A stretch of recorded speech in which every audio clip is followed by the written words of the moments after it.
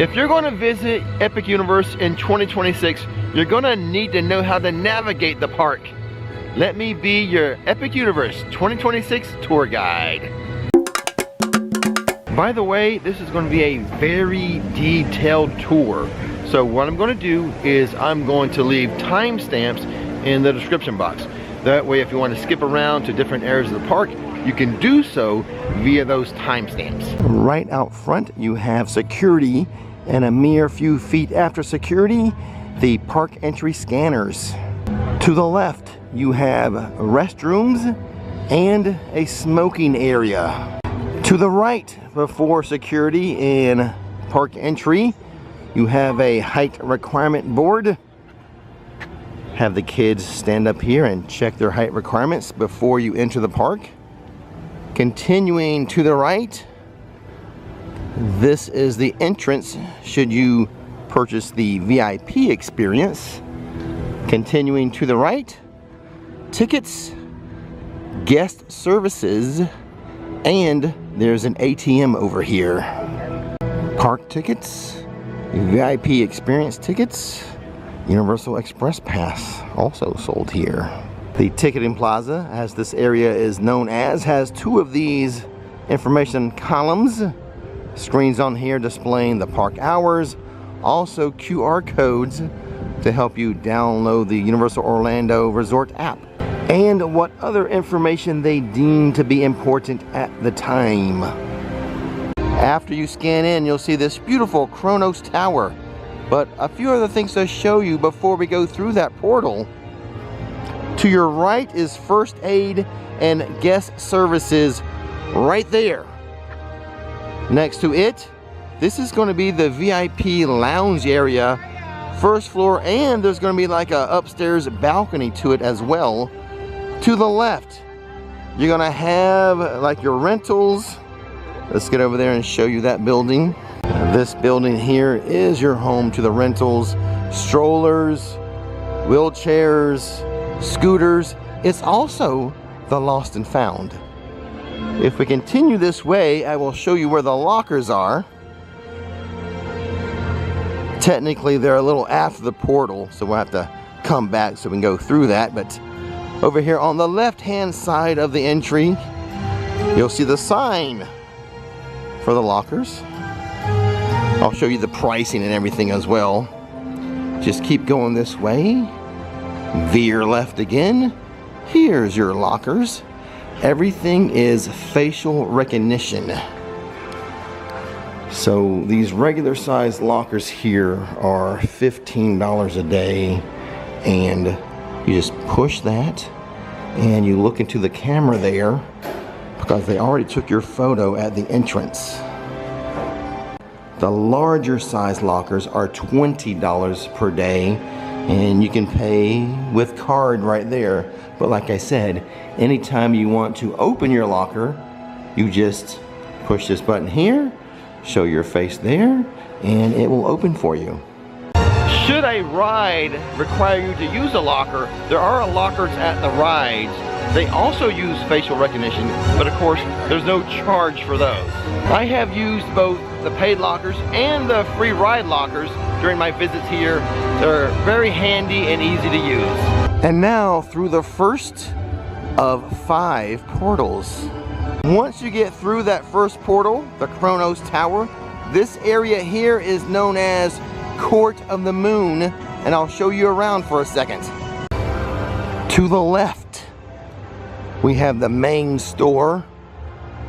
Also, one of the informational towers is going to direct you towards the lands. It's going to tell you here, Super Nintendo World's this way, Dark Universe is this way. We'll get to those in a minute. It also shows you some other information it deems pertinent, like the park hours and such. But now, into the main store, the Other Worlds Mercantile. I'm just going to show you a quick look inside, and then I'll show you what's around the corner there. This is the store that's going to have everything merchandise from Super Nintendo World, Dark Universe, the Wizarding World, and the Isle of Berk, as well as general Epic Universe merchandise. Actually connected to the Other Worlds Mercantile is the Moonship Chocolates and Celestial Sweets store with Captain Cacao right above the door to greet you. We do have Captain Cacao merchandise for sale. He's like the unofficial mascot of Epic Universe, or maybe he's official now. But this is the spot for your sweet treats. Not only do they have the front counter for sweets and treats, there's some IP themed candy around, some Dark Universe chocolate bars, a whole area, a whole wall of Wizarding World sweets and treats, an area for the Isle of Berk, Nintendo sweet treats as well, a wall of make your own mix of candies, and a good amount of shelf space for Moonship chocolate and sweets. Even some Moonship merchandise. And now I'm going to show you the other side of Court of the Moon. But before we get to the other side, alright, I've got to show you the view. A couple of water features. Sometimes they have flames going on top there. But just walk this way and you'll get a very pretty scenic view. Waterfall, the statue, the carousel in the background, as well as the Helios Grand Hotel. This side of Court of the Moon also has an informational tower. The restrooms are right there. Very important to know, the restrooms. This over here is part of the VIP experience. This area here dedicated for those who purchase the VIP experience. Like I showed you before, there's even a balcony area for those purchasing the VIP tour. But back to this way, you have another store, the Sensorium Emporium, which is also home to Lens Flare. Lens Flare is all about the photos you have taken here. Also part of the My Universal Photos program. So this middle part is the Sensorium Emporium. Not quite as big or nearly as big as the first store we saw, but it has the North Star Wintry Wonders, which is the Christmas shop, the Christmas store for Epic Universe. This section here, they even have a toy conveyor belt, and if we watch long enough, oh, and there he is, I'll zoom in. Earl the Squirrel makes an appearance, as does Captain Cacao. It's always fun to remember your vacation every time you decorate your Christmas tree, so grab something here from the North Star Wintry Wonders and remember that epic vacation. If you're lucky, you'll catch it snowing outside of the North Star Wintry Wonders shop. But right next to it, how appropriate for Epic Universe, Starbucks. Yes, Starbucks is right here. Please note, there is no inside seating at this Starbucks. All of the seating is outside. And now we are officially in Celestial Park. To the right is a restaurant. This restaurant has not opened at the time of this recording.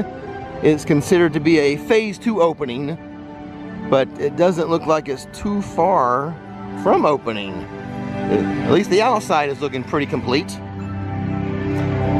So we continue along, a guest services kiosk right there, and another informational board, but this one will show us wait times for the rides. They will have several of these wait time signs in Celestial Park. So that area there, that whole area, still not open to guests. It is widely believed that it will open in 2026, but Universal hasn't said anything officially yet. And if you ask somebody, they're not going to tell you. I've tried. We're getting close to our first world, which is the Isle of Berk. But I'm gonna make a full lap here in Celestial Park first, and then we'll hit up the individual worlds. Right there is the portal for Berk. Across the way from it, Celestial Snacks, which currently in this menu can change over time, has a Bavarian pretzel, churros as well. Continuing with our lap, on the other side of the portal for the Isle of Berk, we're gonna have another kiosk. This little snack kiosk is Star Su Bao. Has a couple of handhelds, a hot dog skewer, and a Celestial steamed bun. Some bottled and canned beverages, and soda and water, and a Monster energy drink. So again, the Bao restaurant, a couple of tables there if you order something. We're gonna walk this way for a moment.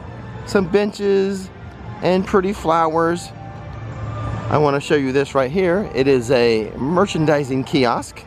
It has a small amount of merchandise from each world, but also some necessities like sunglasses and hats and sunscreen, some cooling fans, other fans, water bottles, flip-flops and slides, some sodas and waters in there. Walking away from that little merchandising kiosk, we're about to get to one of the attractions, one of the rides inside of Celestial Park. This is one of the observational points for the coaster. I'll show you the queue in a second, but Stardust Racers, I've been on it a few times. It's a dueling roller coaster, a yellow track, a green track. Each track is slightly different. The word on the street, and I can confirm the green track slightly more wild than the yellow track. Top speed is 62 miles per hour. Heights of up to 133 feet on a 5,000 foot track. Its signature feature is known as the Celestial Spin. That's where two coaster vehicles perform an inverted crisscross while speeding through the air. Walking away from that observational point, I'll show you the ride signage, the wait time sign, and give you some information on the requirements for this ride. Here is the ride signage. They don't have the wait time sign right there though. You gotta go kind of a few meters into the queue to see the wait time, unless you're on the app. But if you just round this corner, you can head to the actual entrance right there. Hey Rick. Hey. The queue for this ride, nothing to write home about. It's pretty much an outside queue, but it is covered. But in order to see the wait time, you need to walk right through there. There's the three queues. The attraction entrance that has the wait time on it. The middle one is the express line. The far right, the single rider line. Also in here, if we pan this way, that's the on-ride photo pickup. As you can see there, the height requirement, 48 inches. No one under that can ride Stardust Racers. Back to showing you the entrance to Stardust, because we want to go this way. And then to your left, there is a set of restrooms over here. Men's and women's restrooms. Now, leaving the restrooms, you walk straight and kind of veer to your left. This is going to be your service animal rest area or relief area right there.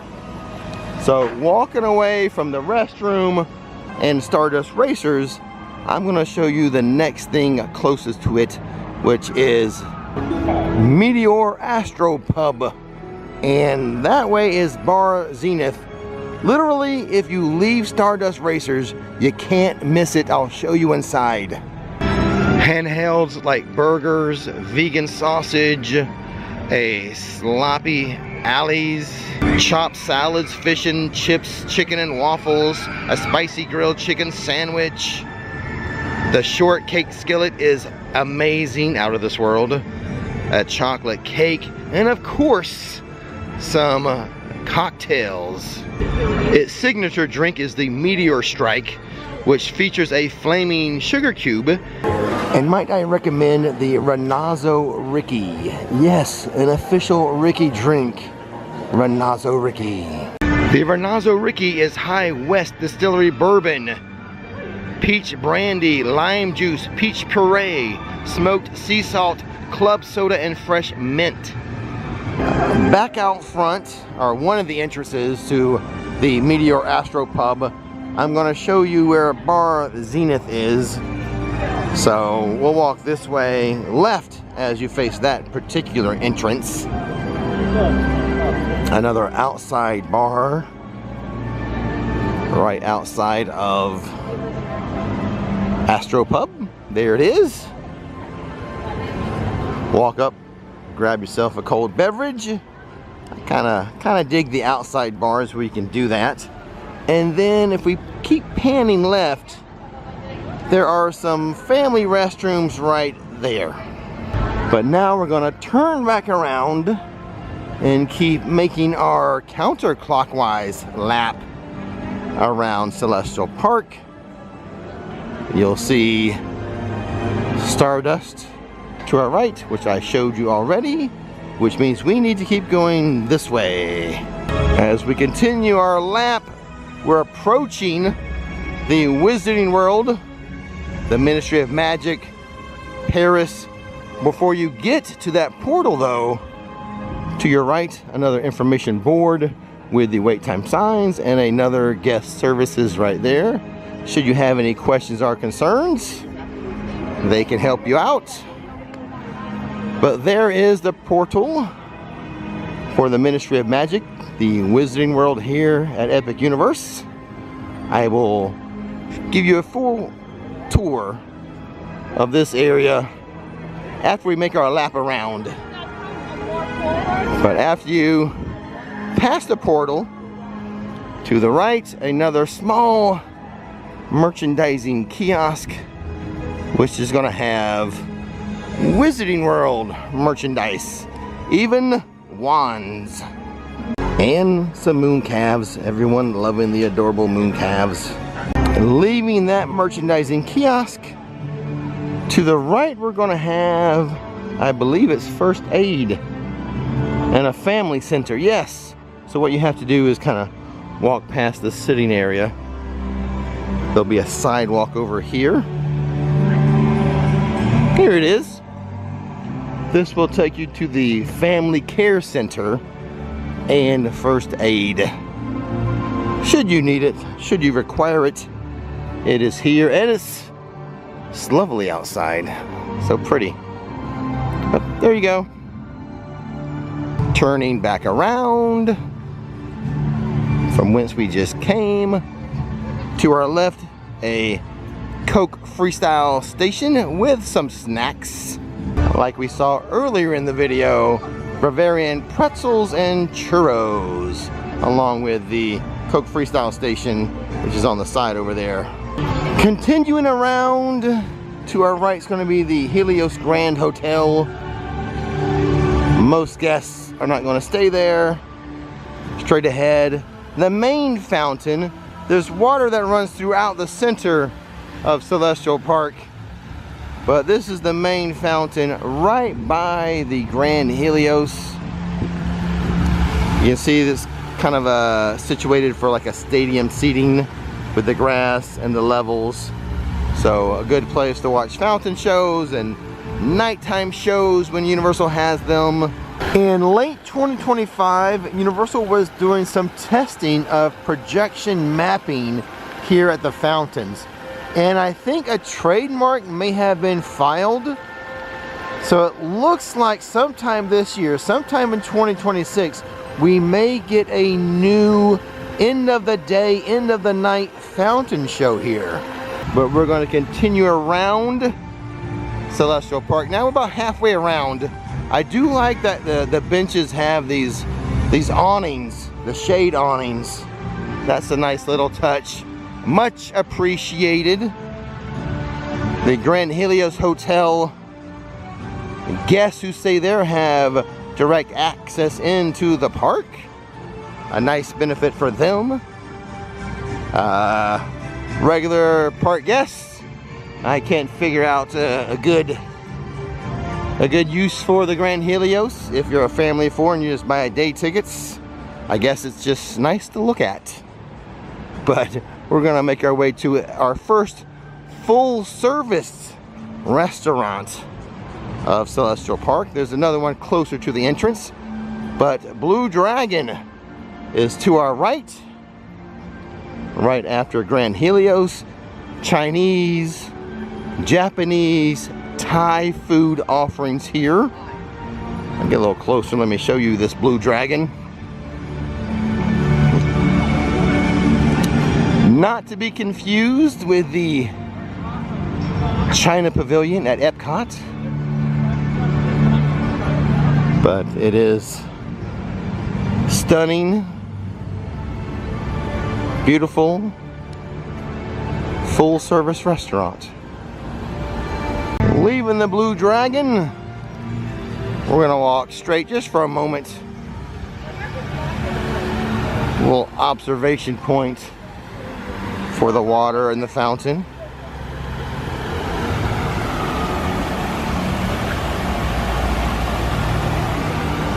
Lovely. Let's keep making our way around. Facing the Blue Dragon again, I have to do this to show you there are restrooms to the left of the Blue Dragon. Right this way. Another set of ladies and men's restroom. We have to know where those are. That's very important. We're getting close to the portal for Dark Universe. Again, we'll go in there a little bit later in the video, but I do want to show you this little area here because little guest services, but these guest services, I'll show you, there's the portable chargers over here, wheelchairs, and more locker rentals. Again, with the facial recognition, a set of lockers there. And now we can keep moving around. After you leave this little guest services, and right next to the Dark Universe, another one of the outside merchandising kiosks, just like we saw before, with merchandise from the 4 worlds and suntan lotion, water, hats, sunglasses, and such. Continuing this way, we're going to come upon right past the Dark Universe. Again, we'll circle back and go through each portal. The Oak and Star Tavern is right here, and the Frosty Moon is right here, and Celestiki Bar is right here. So let's start by maybe showing you the inside of Oak and Star, and then we'll backtrack to the Frosty Moon and Celestiki Bar. Actually, before we step inside the Oak and Star Tavern, this is the Plastered Owl. It's an inside-outside bar. This is the outside portion. This is the inside portion, but it is attached to the Oak and Star quick service restaurant, which serves a lot of like barbecue. I've had the brisket here. The brisket is amazing.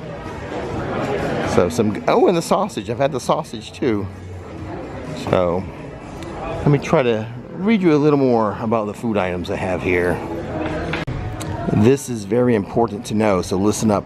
They do have breakfast here, like 2, 4, 6, or 7 items. A traditional Southern, a biscuits and sausage, gravy and eggs, a Hawaiian mango bread, the Oak and Star sausage, egg and cheese sandwich, chorizo and eggs, and ancient grain tofu scramble. But as far as the barbecue is concerned, there's lots of platters, handhelds, pork, brisket, salads even. The banana pudding is awesome. I've had that as well. And a lot of some specialty cocktails and draft beer, bottled and canned beer and wine here in the tavern. before we leave. I know the food's important, but let me just show you the main atrium, the grand entrance to the Oak and Star Tavern. Pretty amazing. FYI, if you want a breakfast, Oak and Star does have a breakfast until 10:30 a.m. Now, leaving the Oak and Star, we're gonna head over again to show you the Frosty Moon, like I said I would. A very popular spot in the afternoons, an ice cream spot. This is more interior of the lap or the loop we're taking. Coke freestyle machines there. There's a band shell, and we have some live performers right now performing. But here is the Frosty Moon with its ice cream options. Cups or cones. The flavors are vanilla, chocolate, strawberry yum, cookie batter, cheesecake, and vegan vanilla. And a bunch of toppings you can put on your ice cream cone or cup. Also a couple of cookies offered at Frosty Moon, like a birthday cake cookie and a chocolate chip cookie. The Celestiki bar across the way from Frosty Moon. This was magically transported here from Volcano Bay. Somehow, some way, a portal opened up, picked up the bar from Volcano Bay and dropped it here. That's the lore, at least. So leaving the area of the Oak and Star, the Frosty Moon, Celestiki, again, the band playing here. We're gonna walk around this corner because right there, that is the other Starbucks. There it is. Order and pick up your Starbucks in Celestial Park. Moving on from that cluster of the restaurant, Frosty Moon, Starbucks, Celestiki bar, we're gonna come across the other attraction inside of Celestial Park, the other ride, the Constellation Carousel, which at nighttime, it looks awesome. It's not bad in the daytime, but stunning in the night. The height requirements are children under 48 inches must be accompanied by a supervising companion. Handheld infants are not permitted. There are 7 different sequences to that carousel, so 7 different sets of movements and lights and song. There is another sort of attraction here in Celestial Park. We have to go, as we face the entrance to the carousel, we need to go left. And this is more center of the park, closer to the fountains, but let's get there and I'll show you and tell you about this. We'll call it an attraction. So as you can see, all we're doing is walking around the carousel. Experience a refreshing break in this interactive water play area designed like a compass rose. Here guests can enjoy splashing around in playful fountains that dance and swirl around them, creating a delightful and cooling experience. Hopefully it's operating when you visit. So now leaving Astronomica and Constellation Carousel. It's getting windy, by the way. I'm going to show you another food place, Pizza Moon, which I have eaten at a couple times. There it is. I'll show you inside. Pizza Moon plus beer and wine. So here is the inside. It's basically based or themed around a puppet show, puppet theater. I can't leave without showing you the pizza oven, which is that rocket ship right there. It's the second best theme park pizza I've ever had. The best is in Italy at Epcot, Via Napoli. But this is second to that. Walking out of Pizza Moon, we're gonna go right to complete our lap around Epic. But to our right beside Pizza Moon, another set of women's and men's restrooms. Right next to it, a Nintendo store that is not inside of Nintendo World. It's the Nintendo Superstar store. A lot of people appreciate the stained glass. Donkey Kong there, Mario there, Peach on this side, and for some reason, Zelda here. People flipping out over it. But now let me show you inside the store.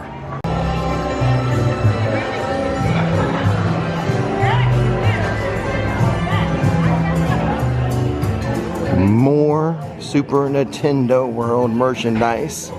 Just wait until I show you inside of the actual Super Nintendo World after we go through the portal. Lots of Nintendo merchandise for you in this park. Oh, look at the ceiling. That is all celestial. Outside of the store, this wonderful Mario statue. But we're going to keep going around the park. That is the portal for Super Nintendo World. We're going to do another lap around where we actually go inside and I show you the details and give you a tour of that world. This is just Celestial Park now. I think we need to show you something across from the Super Nintendo portal. So if you're facing the Super Nintendo portal, there's these steps right here that should take you to Comet Dog. So they have 3 hot dogs here currently. That may change. The Comet Dog is like your classic all beef hot dog with chili, cheddar cheese, diced onions. But they have a couple other like specialty hot dogs here. Now heading back up the steps towards Super Nintendo World, we are gonna hang a left. There should be a guest services continuing on the left. Information board. And yes, guest services. It also has portable chargers, and on the back side a small bank of lockers, so be aware of that when you see the guest services building. Should you need some portable chargers or lockers, always look for those. Now leaving that guest services and the Super Nintendo World, getting closer to the front of the park. To our right is a little kiosk for popcorn and drinks. But to our left, the Atlantic restaurant. Let me give you a shot of the front. Here's the front. The other full service restaurant here at Epic Universe Atlantic. The views from inside are stunning. There's a cold bar with shrimp cocktail, oysters. Appetizers include things like mussels and oysters and jumbo crab cakes, sweet and spicy shrimp, and oyster mushroom ceviche. Then you have soups and salads. Entrees include sea bass, salmon. There's even the Atlantic burger, a grouper sandwich, seared scallops, bone-in chicken breast, and a filet mignon, and a half-pound lobster roll. And of course a full bar. I think their signature drink is the Grand Atlantic Martini. They also have, for the watchman on duty, a signature non-alcoholic drink. It is highly recommended that you make reservations for the Atlantic. Don't just hope for a walk-in. Make that reservation ahead of time. Across the way from the Atlantic, yes, I am trying to be thorough, very thorough, another service animal rest area right this way. I'm trying to cover all aspects of things here, but there you go. Another one of those. Let's pause here at the Atlantic to bring up expansion. We'll talk about a couple expansion opportunities in 2026. The first one being here, directly across from the Atlantic restaurant. There's this plot of land here, kind of in between the Otherworldly Market store and the side of Super Nintendo World. This right here, they've already broken ground doing some work. Now, will it be completed in 2026? I don't know. But construction, yes. That's one lap around Celestial Park. let's head into the individual worlds now. Let me be your tour guide for Darkmoor.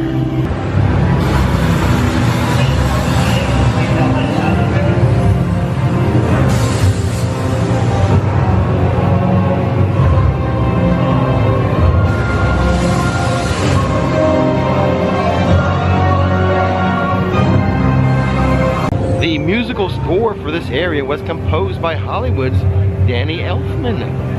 The first structure we come across is Frankenstein Catacombs. Some good sound effects in here. Let's take a listen. There,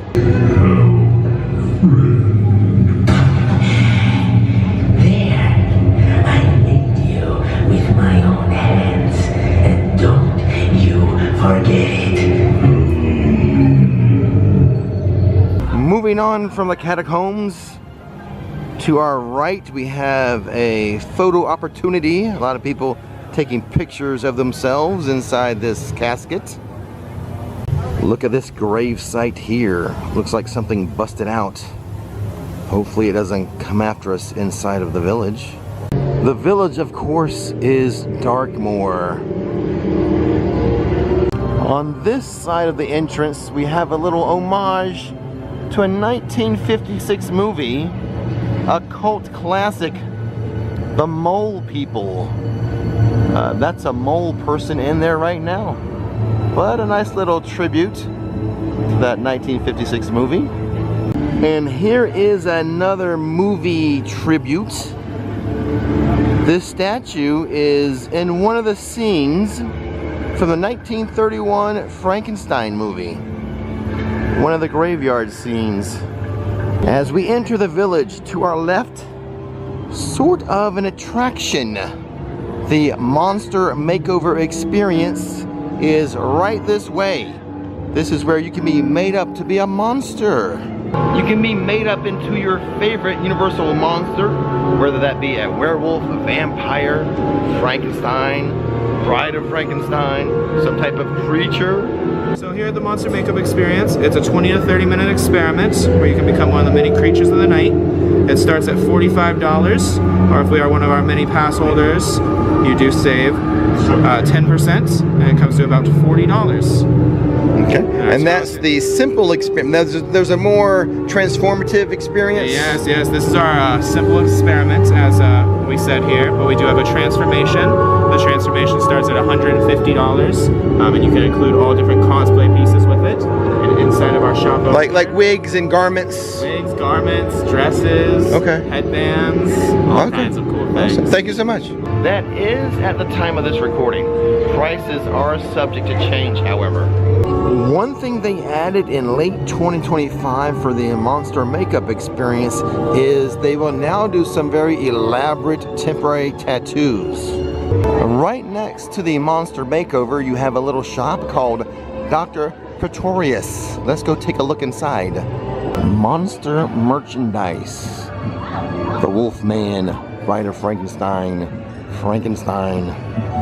Gillman, also known as the creature from the Black Lagoon, t-shirts, hoodies, plushes, and the store has awesome decor. So get a little something for the monster in your life in here. Leaving the Scientific Oddities store is going to lead us directly to Das Steakhouse. One of a couple places to eat in here, and we may eat in here at the end of the video. We'll find something and try it out. I'll give you just a quick look right now, but like I said, check back at the end of the video for more about Das Steakhouse. I do have to show you the patio area right away because look at these characters here. It looks like they all ordered the steak, which could have been a mistake for them. Across from Das Steakhouse is the village well.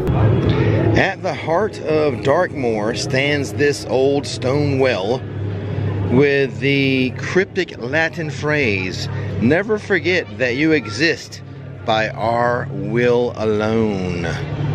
It's a chilling reminder that in this world, the monsters are not just legend, they are in control.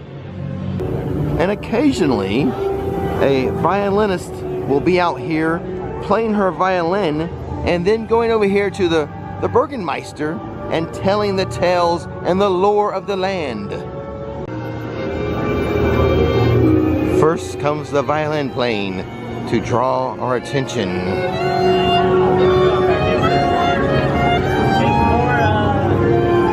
And now comes the telling of the tales. Come and hear a tale that may save your life. Our town is rich in histories of stories both fantastical and true. Some might say that Darkmoor is a well of legend and lore. Preventing the coming onslaughts of vampires, zombies, and monsters entering Darkmoor. And about every 15 minutes, the village bells will toll. And something happens about 30 seconds from now after the final bell over at the Burning Blade Tavern. I can't make it there right now in time, but I'll show you later what happens. Every time you hear the bell toll, the Burning Blade will set its windmill on fire. Just beyond the well, to the right, we have Dr. H. Jekyll Apotheker, which is just a facade, but they do have some sound effects over here. You foul creature. Foul? Foul am I? If you didn't want me around, then stop drinking the formula before I do something drastic. You mustn't. Don't you dare tell me what I can and cannot do, small man. Another thing to point out over here at the Apotheker, it looks like Hyde wrote over Jekyll on that sign there.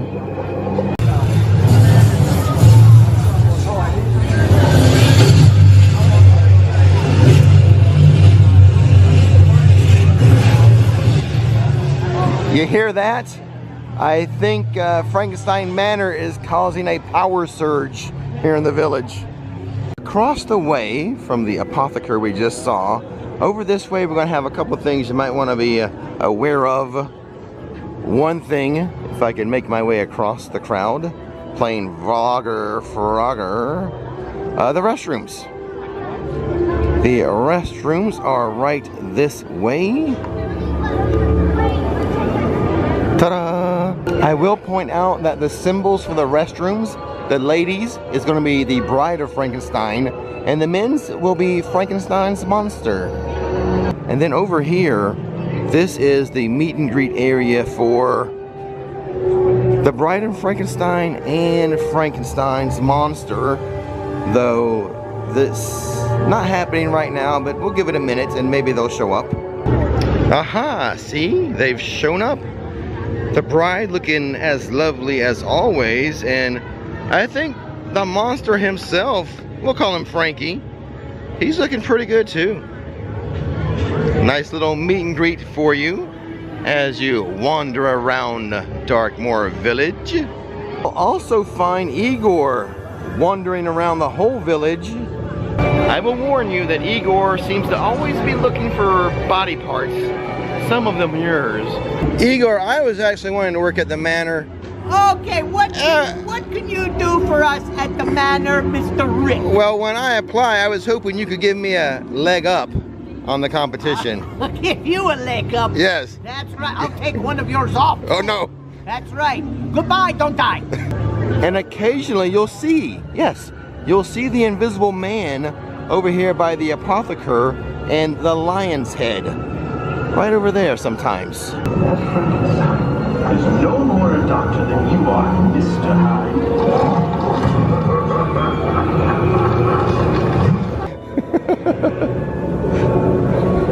You're so pleased with yourself, aren't you? This time. How pathetic. Notice how not anybody else laughed. Only you. What an embarrassment you are. Nothing to offer, not even one good dad joke. The Invisible Man is very grumpy. I guess being invisible doesn't make you too happy.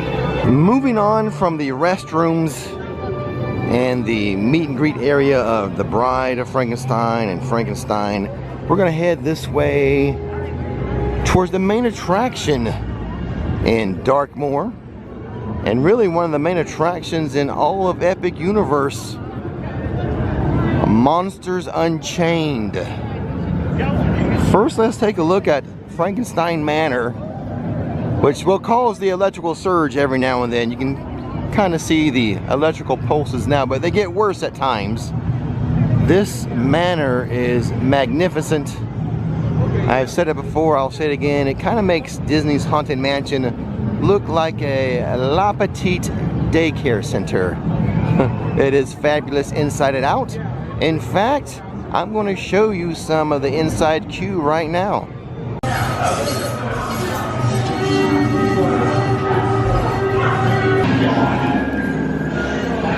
Looking good so far.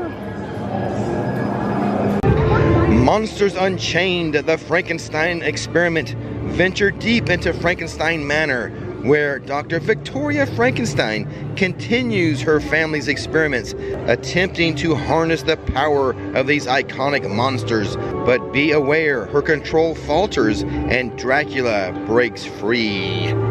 A portrait of the good Dr. Frankenstein, but he's not running the show. It's Victoria now. It looks like we're getting pretty close to the ride vehicles, I think.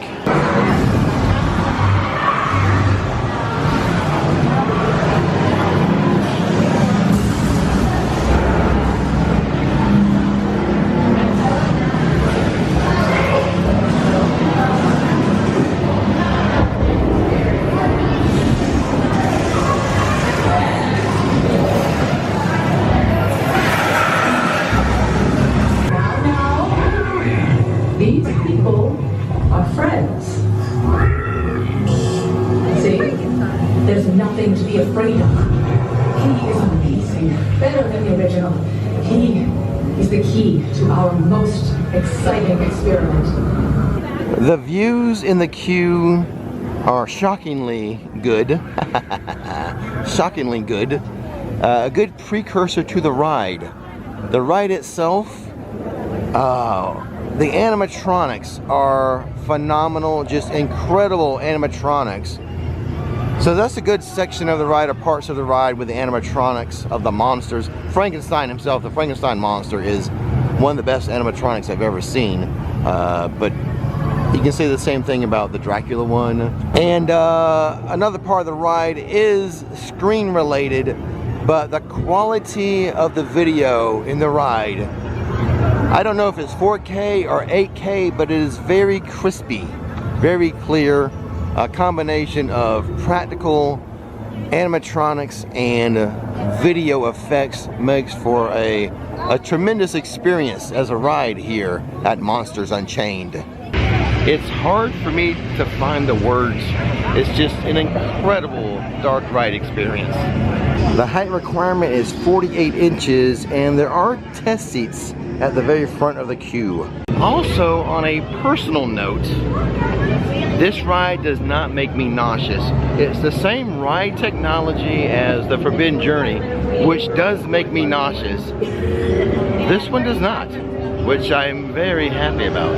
And it should be noted that Monsters Unchained does exit through a gift shop known as the Manor Storehouse. We'll eventually get around to doing a buy this or maybe that at the Manor Storehouse. Check this out. I think the store even has a photo op. There's the bride, there's Frankenstein, but what is stopping you from standing right here, putting your wrist through the loops there, and having someone snap a photo of you? You know, getting that right up top there as well in your picture, but I think it's a photo op. So when you exit Monsters Unchained in the gift shop, you're gonna walk this way towards the next ride, Curse of the Werewolf, which is just around the bend here. Before you get to the coaster, you will find an outdoor shopping kiosk known as the Guild of Mystics. Werewolf-inspired merchandise. And here's an FYI for you. The Guild of Mystics, the little merchandising hut, kind of the landmark for you if you have a service animal. Because back this way is your service animal relief station. I'm trying to be very thorough, if you can't tell, but there it is. There's the service animal relief station, should you need to know. The Curse of the Werewolf is a spinning roller coaster with a minimum height requirement of 40 inches. Not that long of a ride, but I suppose if you spin a lot and you're prone to motion sickness, just something you should be aware of. Another thing I really like, as far as the theming is concerned, out of this little cart comes the song Blue Moon. If you're familiar with the movie American Werewolf in London, the movie starts with the song Blue Moon, and they play it here, which is a great tribute or a little Easter egg to that movie that I just love. I think it's so clever. Love it. One thing the Dark Universe is missing, even though it has some great character interactions, I feel like Maleva should have been one of the characters walking around the land. Maybe in the future that will be the case, but not right now. And as expected, there is a test seat outside of the front of the queue. So if you're a little worried about if you're going to fit comfortably in the seats, best to try out the test seats before you step into the queue. So as you exit Curse of the Werewolf and you hang a left, there's going to be a couple of places for food and beverage. Let me show them to you. This is the Burning Blade Tavern. How did it get its name? Well, it's a mystery. Ignite your appetite at the Burning Blade Tavern, another Dark Universe quick service eatery inspired by the fiery scene from the 1931 classic film Frankenstein. This spot is now a hangout for monster hunters who are serving burgers, wings, bratwurst, pretzels, and specialty beverages. Let's step inside, show you around, check out the menu, and get one of the specialty beverages.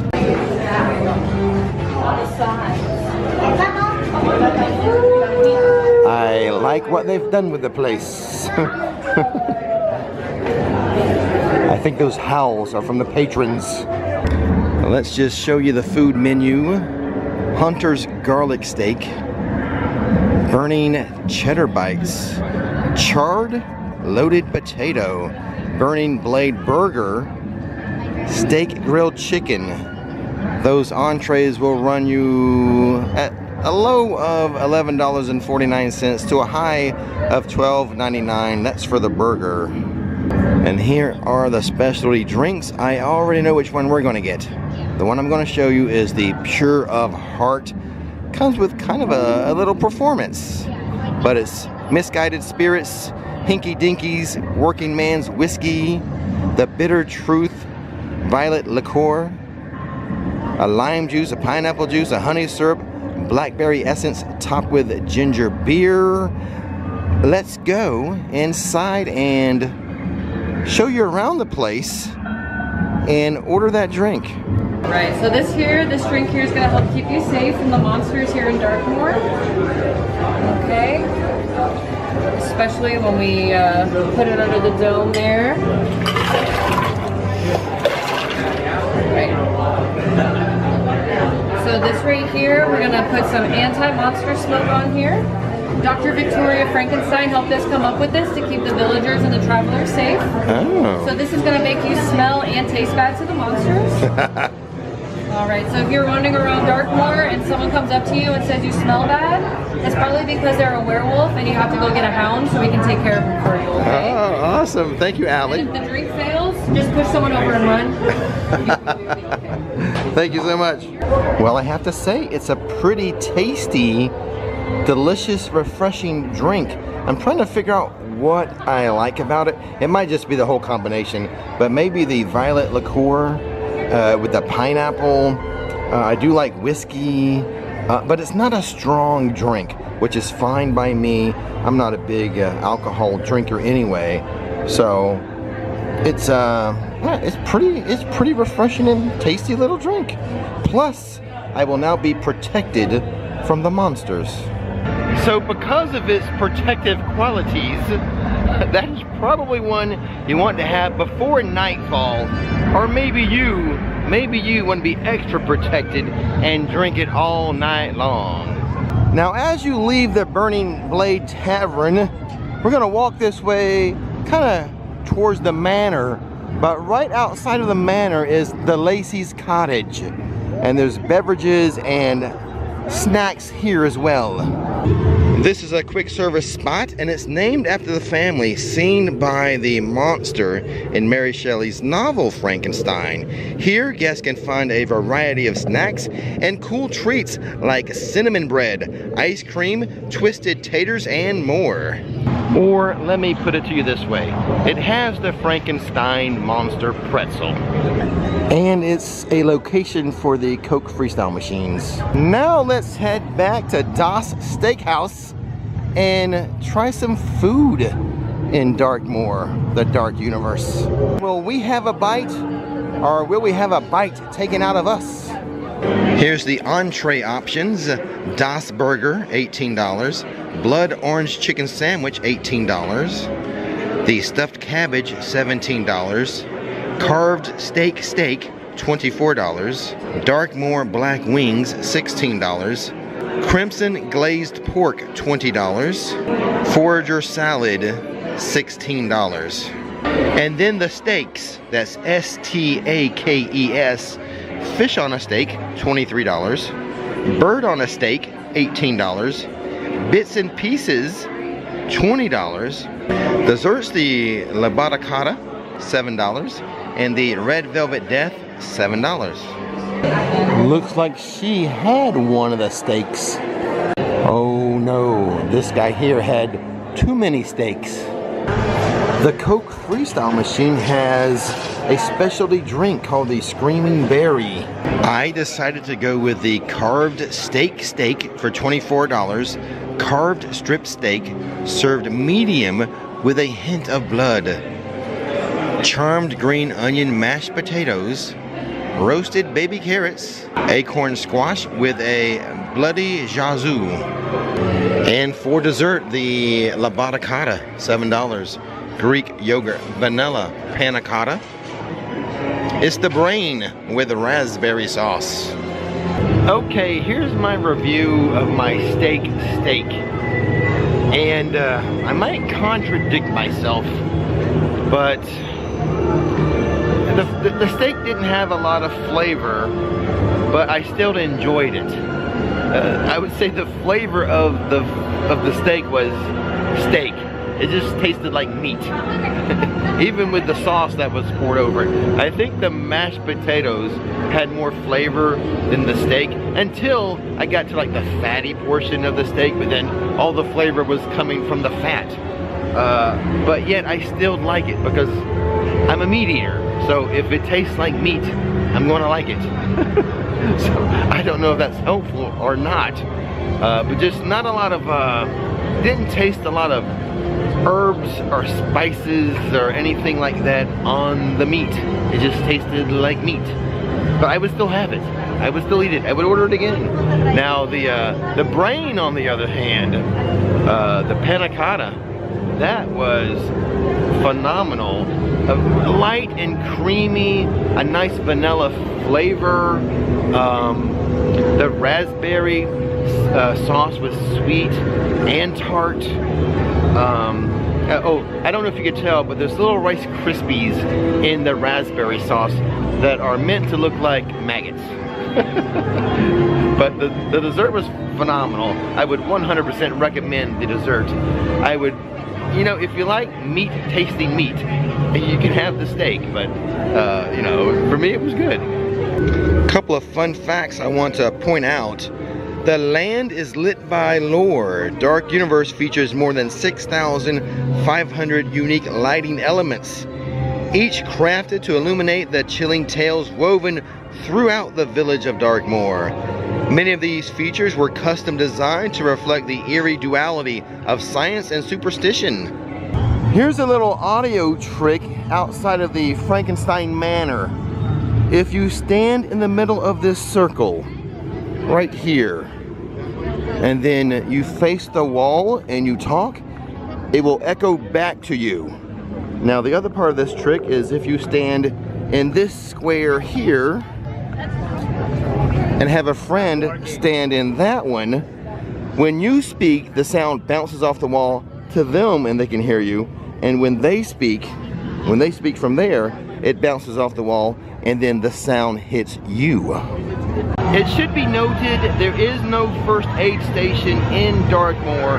The closest one will be in the Wizarding World of Paris. Another thing I really should mention over here by the Dr. Jekyll Apothecary and the Lion's Head, this is my favorite Darkmoor bench right here. You'll find me here quite often. Ah yes, this is just good sitting. So now you're up to date on the attractions in Darkmoor, the dining, the shopping, the restrooms, some fun facts. The only thing else I want to say is, it's been a nice video. You've enjoyed a lot of good imagery on it, but it is better at night. Make sure you visit Dark Universe after dark. How about I give you a little tour of the Isle of Berk? Well, the first thing you need to know is where it's located. This is Berk. It's 12 days north of Hopeless and a few degrees south of freezing to death. It's located solidly on the meridian of misery. This village, in a word, sturdy. Okay, so it's basically a circle with one bridge cutting through. We, my friends, are gonna head right, counterclockwise through the land. All of the benches, save for two, are themed to dragons. I'll show you the two non-dragons as we walk around.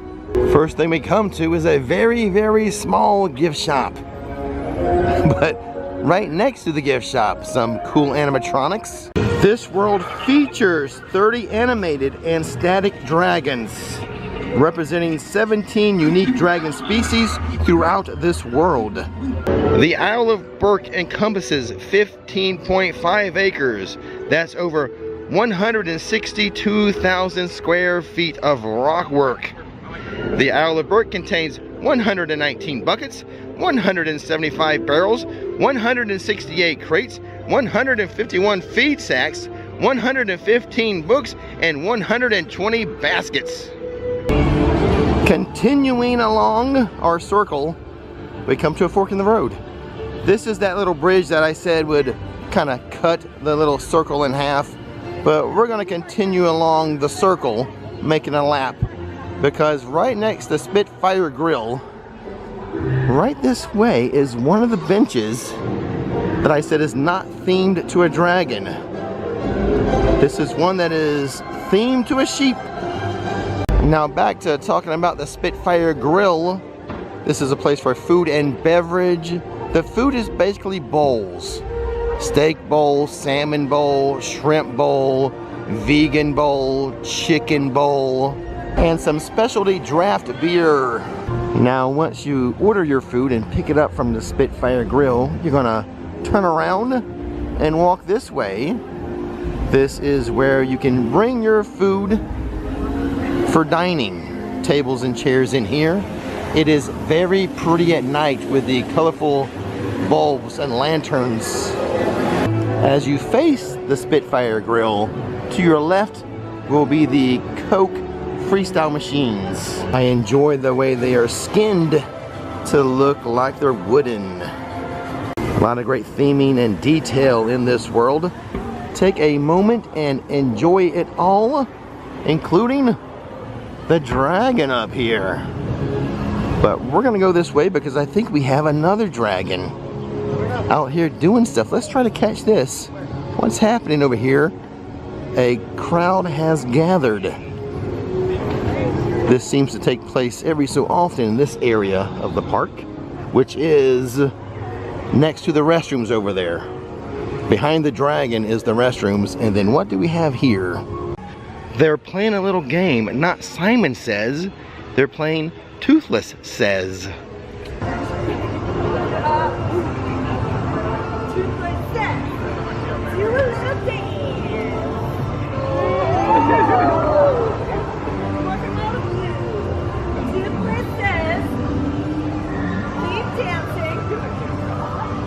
So that is the spot that Pouncer will come out to and meet and greet and put on a little show for the guests.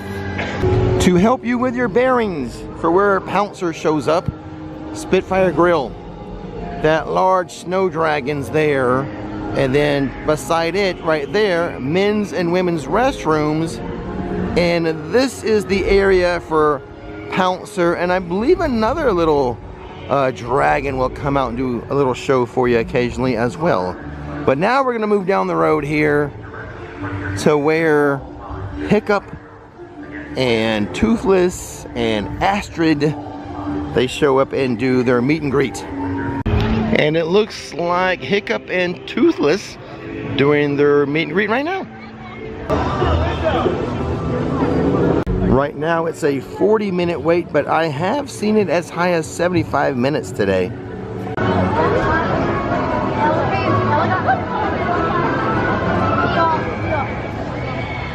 Just past the meet and greet, Toothless Treasures shop for you, a little gift shop. Just a very quick look around the shop. Not doing a merch search or anything, just showing you what the shop is like. I believe when you purchase one of these collectible plushes in the egg, you sort of adopt the dragon inside, and there's a little kind of a ceremony that's done at the cash register when you hatch your egg. Okay, when leaving out of the store, I want to show you this. It's a very nice little kind of a selfie spot, really. Toothless and Hiccup becoming friends. This is a nice little spot for you to have someone take a picture of you or do your own selfie. But moving away from this, across the way from it, a little place for drinks and popcorn right there. Cold beverages, soda, waters, and beers there. So if you walk all the way to the back of the world, enjoying, oh my gosh, how pretty is that? With the wildflowers and then everything that Universal Creatives have done with the lanterns and everything. This is the Untrainable Dragon. A very, I mean, this is a tremendous show. We have friends of the channel that perform in it. We call her Sally Dragon, but you may get a little emotional. Nikki cried the first time she saw Hiccup fly over the crowd. Moving along away from the Untrainable Dragon, have a couple of dragons sleeping up there.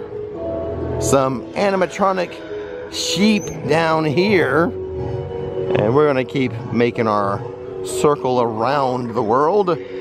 Oh, Tough Nut and Rough Nut doing a little crowd meet and greet. This land, or world I should say, is awesome for meet and greets. I challenge any other world to beat the meet and greets they have here in Berk. It looks like they just roam around all of Berk saying hi to people. Here we have a couple of people dryers, and the reason for the people dryers, right around the corner here, a water ride, fire drill. It will get you wet. I believe it was designed by Rough Nut and Tough Nut. And here is the entrance to Fire Drill. Children under 48 inches must be accompanied by a supervising companion. This is that little cross bridge I told you about. So you don't have to walk all the way around Berk to get to it. You can take that little cross bridge and get to it a little quicker. The quicker you get here, the sooner you'll get wet and cool off from the heat. Here's a little action shot of Fire Drill. You can get sort of wet in there. Some people are getting really wet. You aim for different targets. If you hit the targets with the X's, it does shoot back at you, helping you to get wet. And then also, I guess you can get wet, or you can wet other people in the other Viking ships. All depends on the angle you're at when you're going through the ride. But you can shoot at other riders and get them wet. But then you shoot at targets, and some of the targets shoot back at you. I've seen some people on this get extremely wet, which quite honestly, a hot Florida day, probably a good idea to ride this and cool off a little bit. Back at the entrance to Fire Drill now, not only is Tough Nut and Rough Nut out, but Gobbler has shown up. Can we get a shot of Gobbler here? Yeah.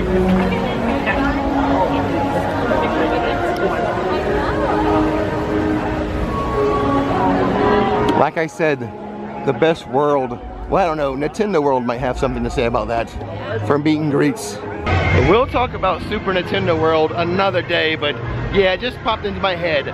Pretty awesome meet and greets there too.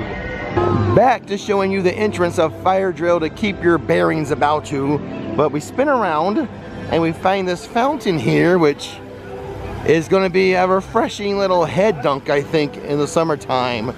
I mean, just, I could dunk my bald head right in there and cool off real fast. Continuing to rotate around, Mead Hall is the main dining establishment here.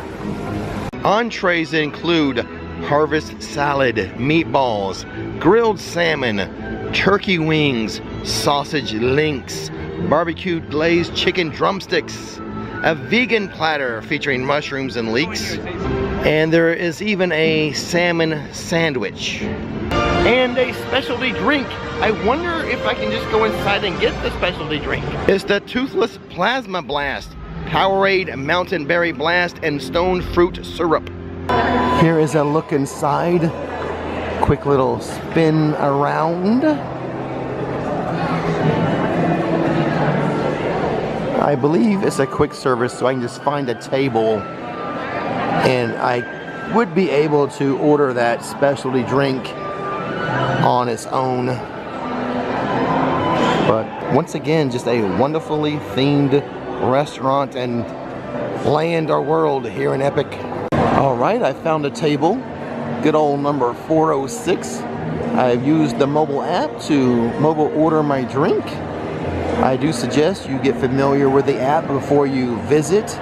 Mobile ordering food and drink, super easy. I've grown to really like the method. It's gotten pretty good, the app and everything, so yeah, do it. Mobile order, it's awesome.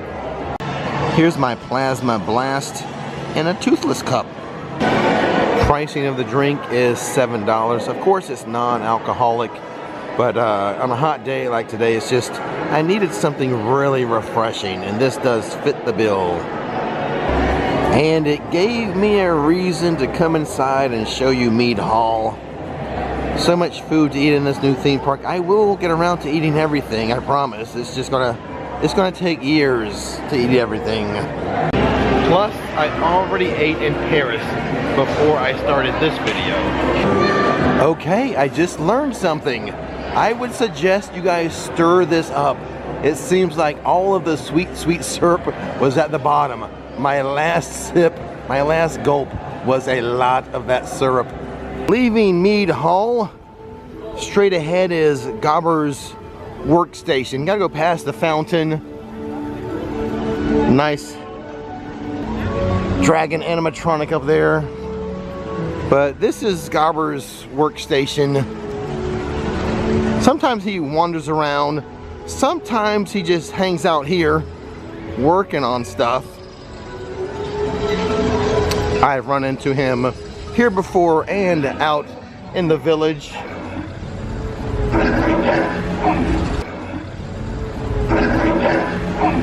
And as we turn around and leave Gobber's workstation, there's the fountain. To the left is a shop called Viking Traders. A quick look around is in order. I will eventually get around to doing a complete store tour of this. But that's gonna be for another video. On the other side, this is actually a candy shop in addition to a store. It's called How to Treat Your Dragon. Here's a look at the treats. I've had one thing from here. It is the Rice Krispie treat down there, and it is awesome. Not house made, that is from a third party. Those third party Rice Krispie treats are amazing. Leaving How to Treat Your Dragon, we're looking at Mead Hall again. Sorry I could not eat there today, as I ate in the Wizarding World in Paris before this video. But as we leave How to Treat Your Dragon, and next to Mead Hall is another set of restrooms down that way. And then continuing around the circle, we have another shop, Hiccup's Workshop. So I'll just give you an inside view of that. This is the exit through the gift shop after you get off of Hiccup's Wing Gliders, which is right next door. I'm going to show you that. So back out through the store, stroller parking for Hiccup's Wing Gliders. That is the queue right there. Now regarding Hiccup's Wing Gliders, guests under 40 inches may not ride. Guests between 40 inches and 48 inches must be accompanied by a supervising companion. It is a great, fun family coaster. I'll give you an action shot of it right now.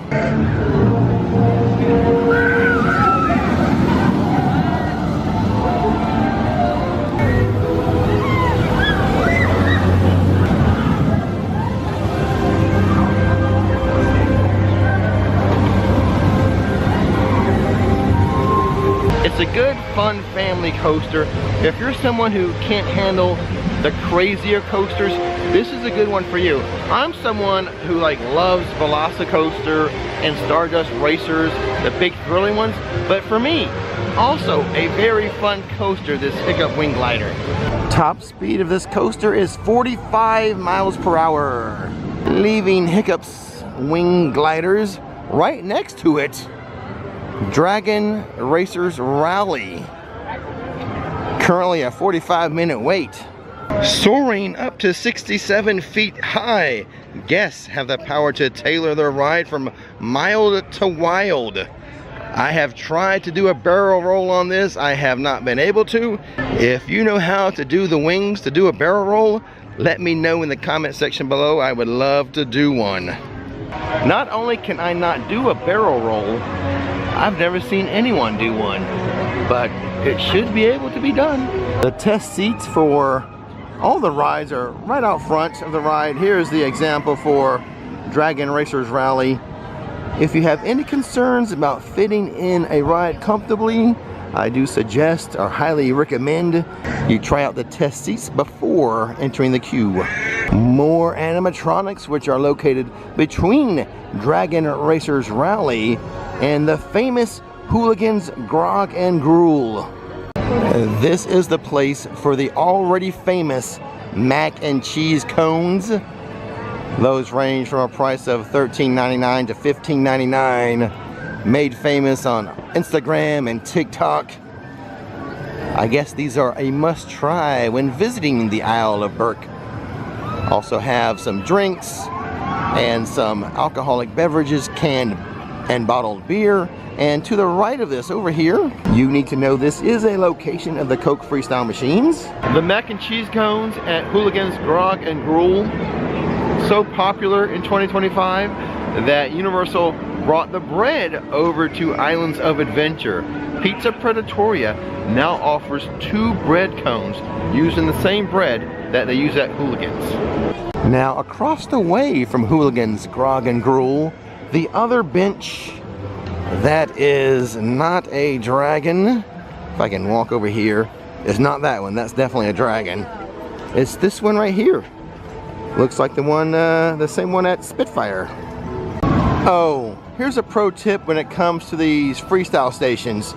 If you don't have a collapsible cup, these Coke freestyle stations are usually located by some type of food and beverage kiosk that will have water cups for you. Little plastic cups that you can get the free water out of the Coke freestyle machines. I do not want any of you guys having to pay for or buy water.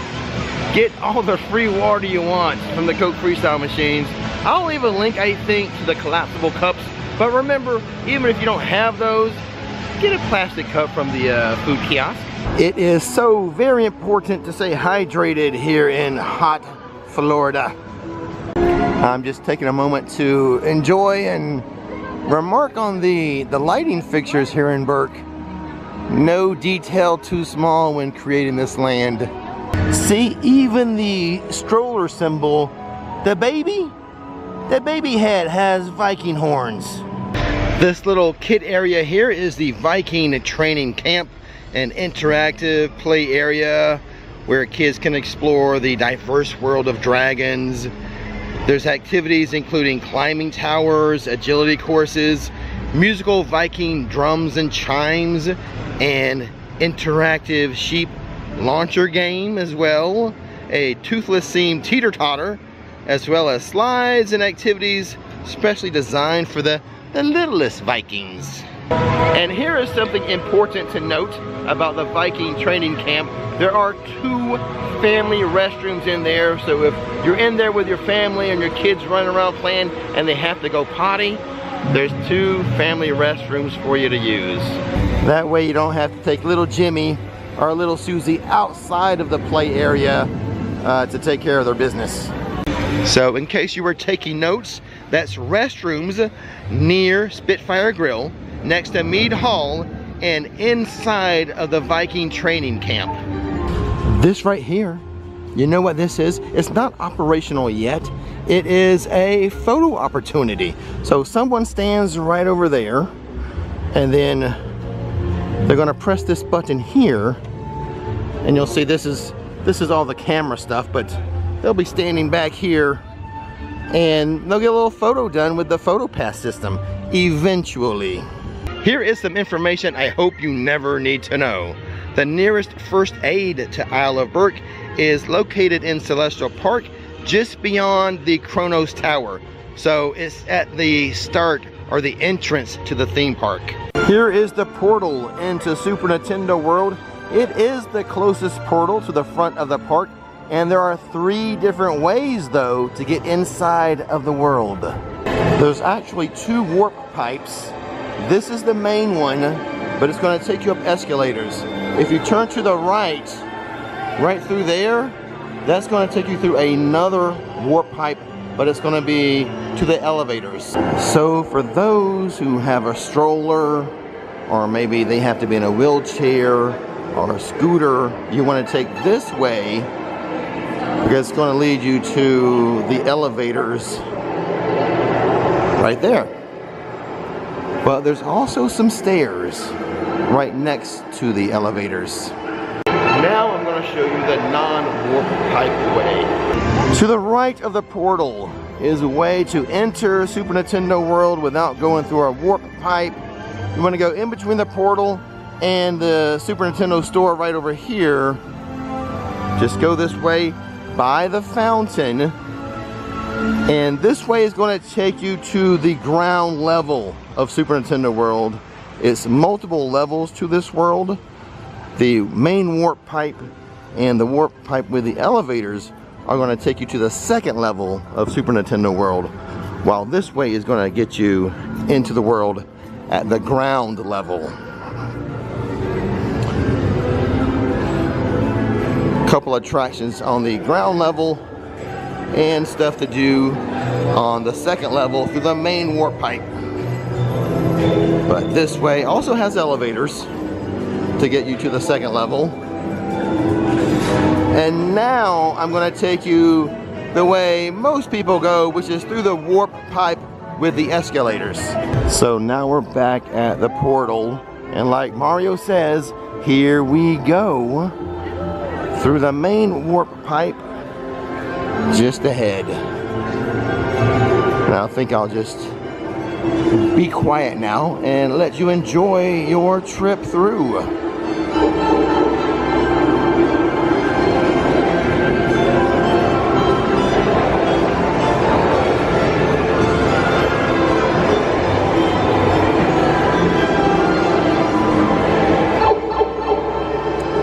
This will actually take us inside of Princess Peach's castle.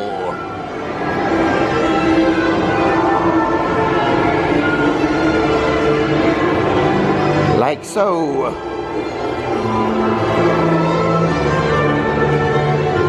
So we're actually inside Peach's castle now. And we are on the second level of Super Nintendo World. To your right, that is going to be Princess Peach meet and greet. Be aware there's a lot going on in this Super Nintendo World. I'll do my best to give you the tour so you have your bearings when you visit, but we are on the second level.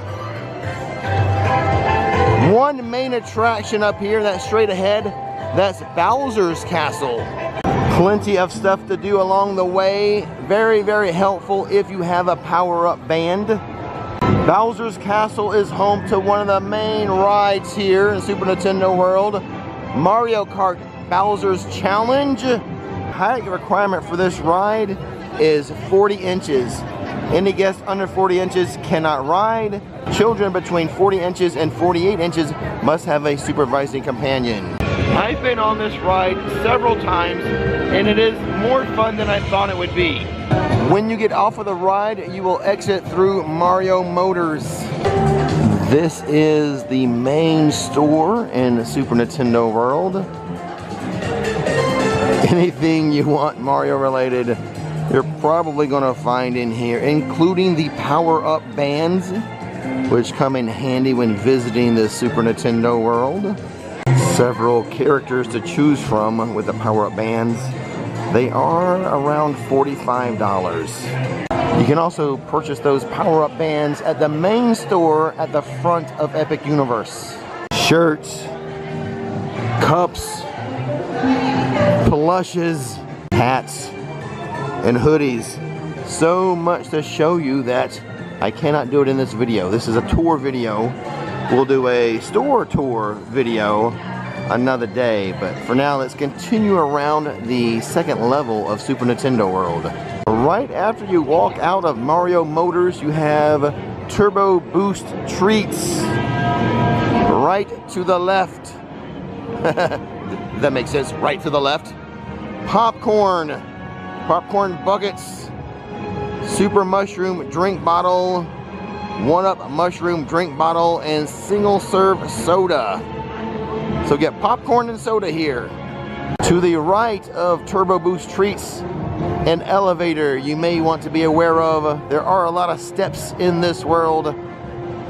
If you have bad knees or a kid in a stroller or a loved one in a wheelchair or a scooter, this is one of the elevators you should know about. As we walk away from Turbo Boost Treats and the elevators, you can see that the second level pretty much takes up about 75% with actual like walking around space. The other 25% of the second level is for Yoshi's Adventure, the ride. Now the entrance to it is on the ground level, which I'll show you in a moment. But I just wanted to let you know you cannot walk around the entirety of the second level. It kind of ends over there by Princess Peach and her meet and greets. So here is an interactive experience known as Bowser Jr. Shadow Showdown. Once you purchase a power-up band and collect 3 virtual keys from across Super Nintendo World, you'll be eligible to engage in a boss battle against King Bowser's son Jr. This is a virtual reality experience. It has you ducking and jumping and squatting in small groups as you engage in combat against Bowser Jr. Once you think you have the 3 keys, you put your power band right here, and it will count down 1, 2, 3 with the sound effects, and it will let you in then. For example, right here, see the key? A little game that you play with your power-up band, and you're pushing things in there, and you can obtain a key from this location. And then as we spin around and go this way, we see another key location, which of course they're indicated by the spinning keys up there. I'll zoom in for you. So this is another key location. But once you collect 3 keys, then you go over there to the interactive Bowser Jr.'s challenge. Okay, trying to get your bearings again. Bowser's Castle. Bowser Jr.'s interactive game is there. This right here, look above there, see that? This is another key game. There's 5 key games in this world. Not all of them are marked. This is one that is unmarked, but you go in there, you play a little game with your power-up band, and you can earn a key in there as well.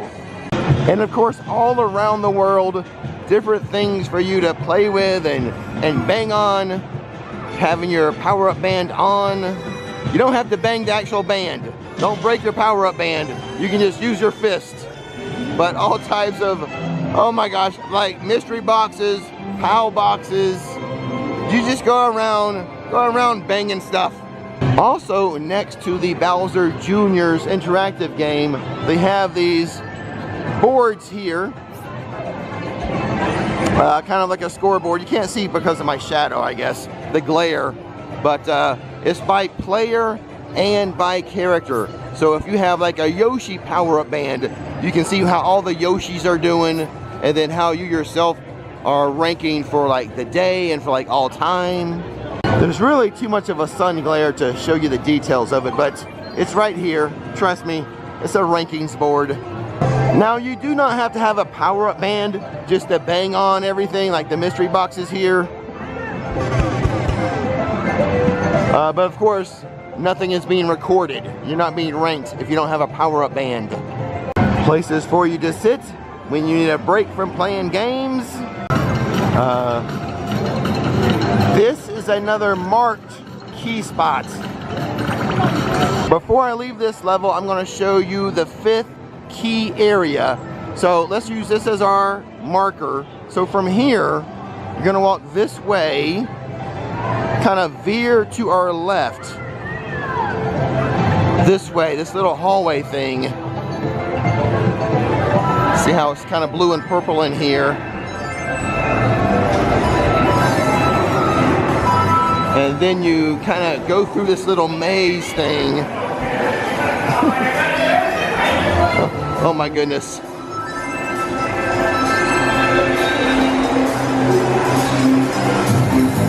So, this is how. Am I going to find my way back? Another, or your 5th key area. Oh my goodness.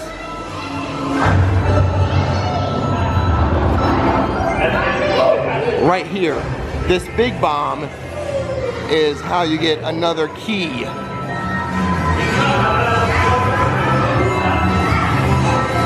You're getting all this, right?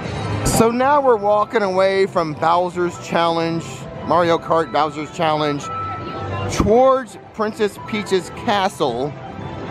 Something I need to show you over here, but also tell you there are no bathrooms on this 2nd level.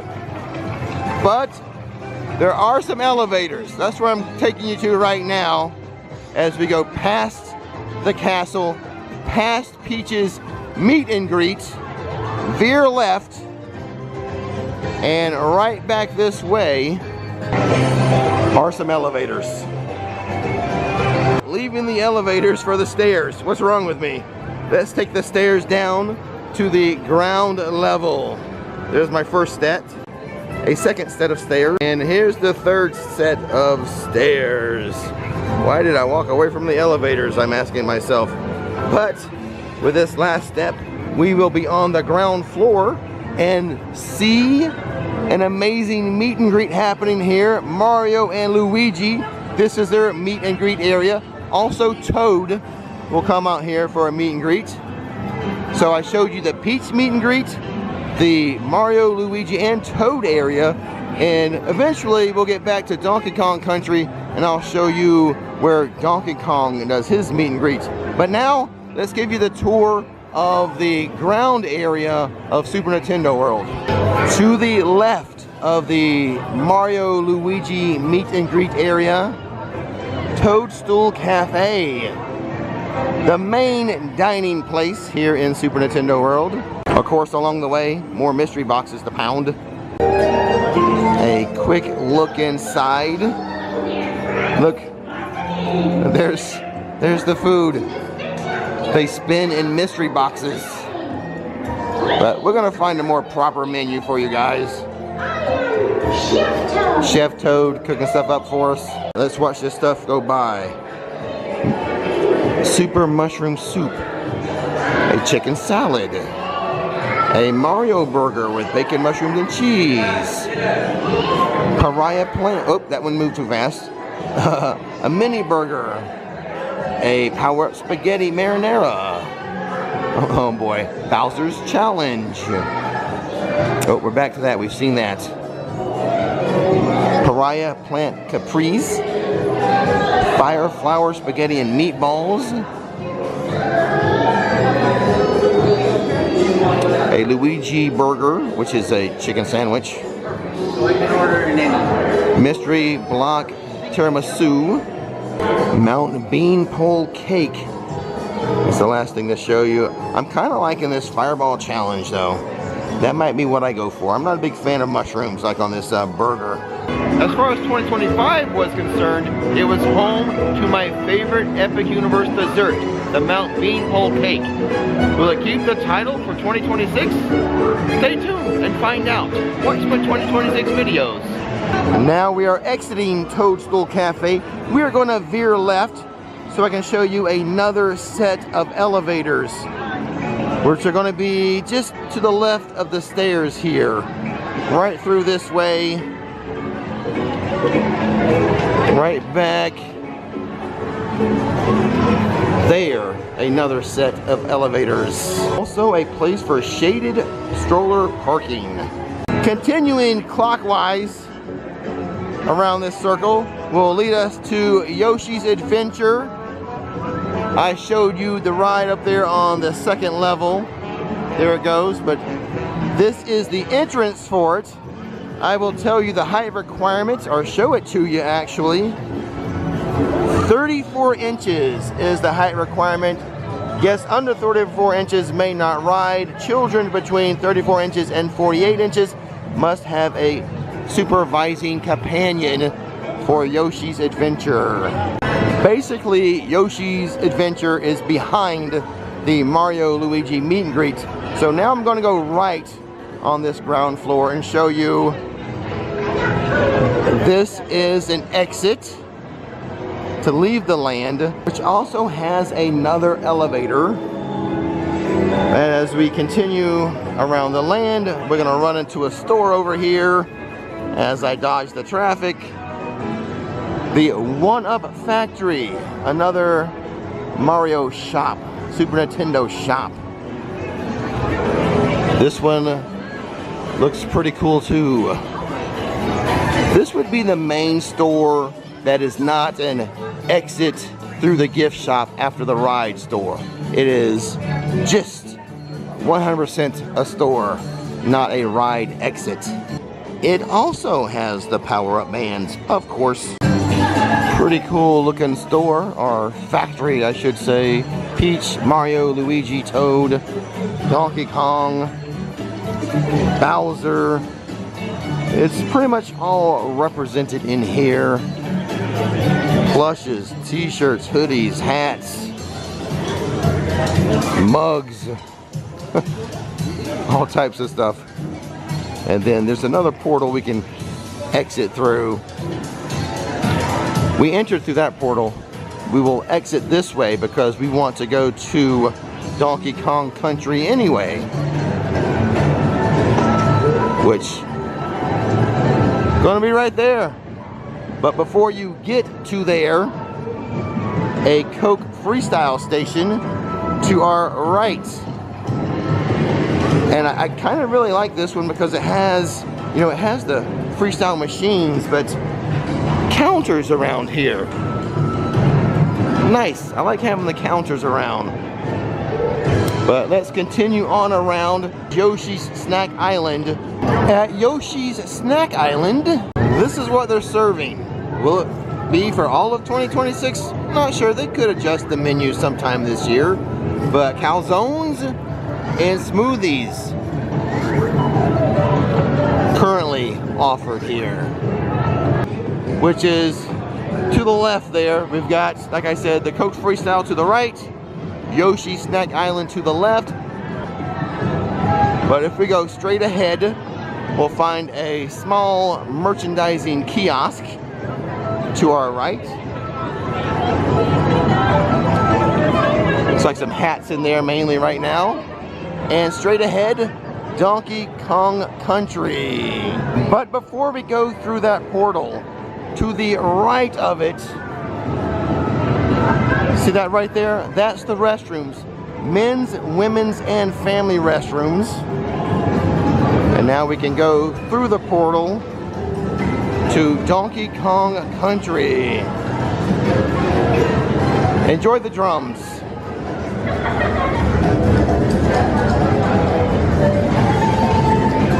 Drums throughout the whole land. And more spots to use your power-up band.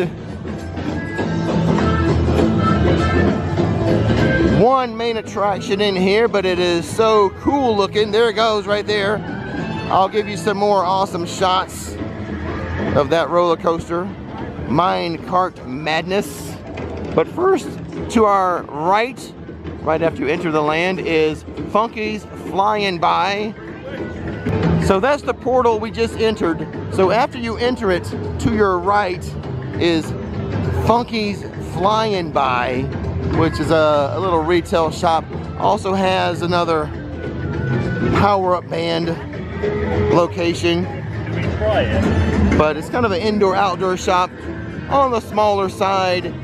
Donkey Kong related merchandise in here. Mugs, t-shirts, hats, all types of just fun Donkey Kong merch. It's awesome, quite honestly. I love it. I love Donkey Kong. So now we're leaving Funky's and walking towards the back of Donkey Kong Country. But before we get to the back, this is the area for the amazing Donkey Kong meet and greet. This is a must-do when visiting Donkey Kong Country. It is so cool. Get your picture with Donkey Kong. To our left over here, some more interactive games. This is a kind of a drum game for you. The attendant will help you out with any rules on how to score well, I guess. And now to our right, the Bubbly Barrel. This is a popular snack spot. This is very popular. It's a pineapple banana soft serve with like pineapple juice as well. And it comes in a very, very cool Donkey Kong cup. This is the souvenir cup, so it's like $19. But if you don't want the souvenir cup, it'll come like that. So either way, it's less money, obviously, without the souvenir cup. But there you go. Let's make it look all pretty again, and I'll give it a try. But it's topped with like caramel popcorn and like bits and pieces of truffle.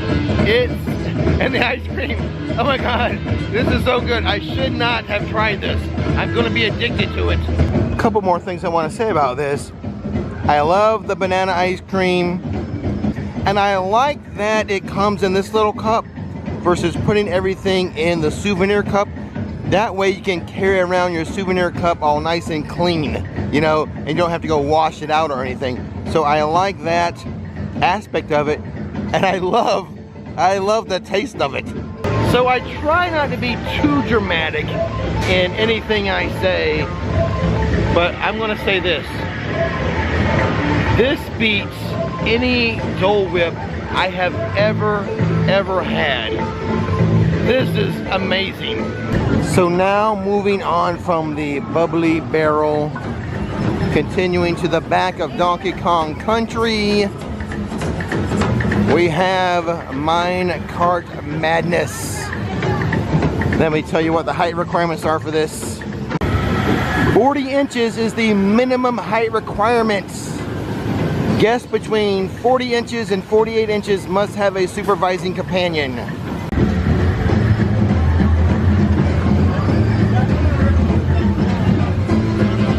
To the right of the queue entrance, the test seats are right over there. Some people use it for shade, but there's the test seats.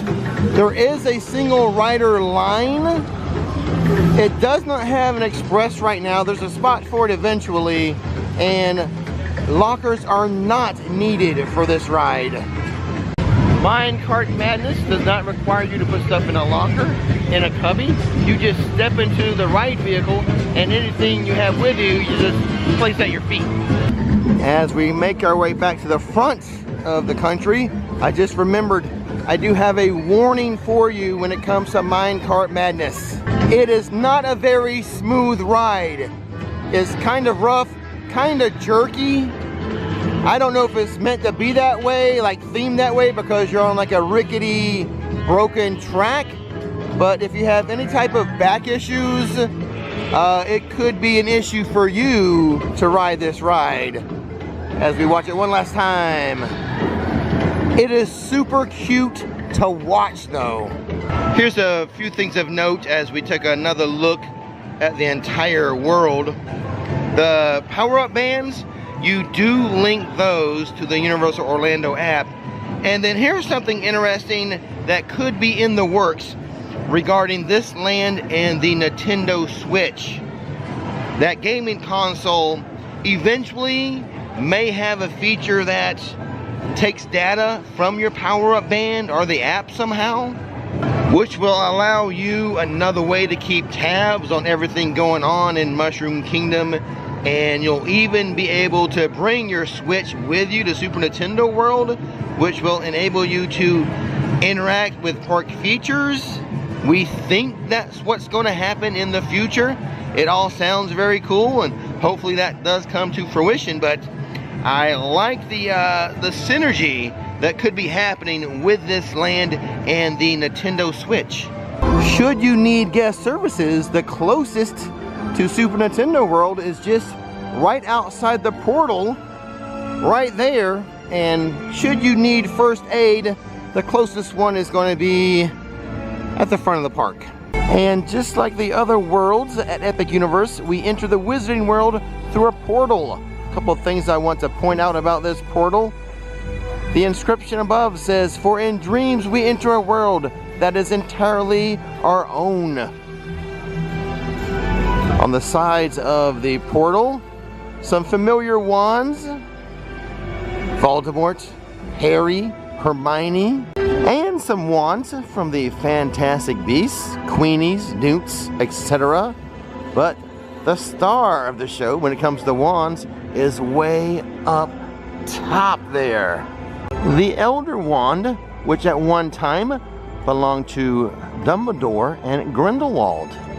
In the center of the portal is a time turner, which is very important to this world. I'll explain later. To the left and the right of the portal, two lovely gardens. You didn't think this was going to escape my attention, did you? And now, a little stroll through the portal to 1920s Paris.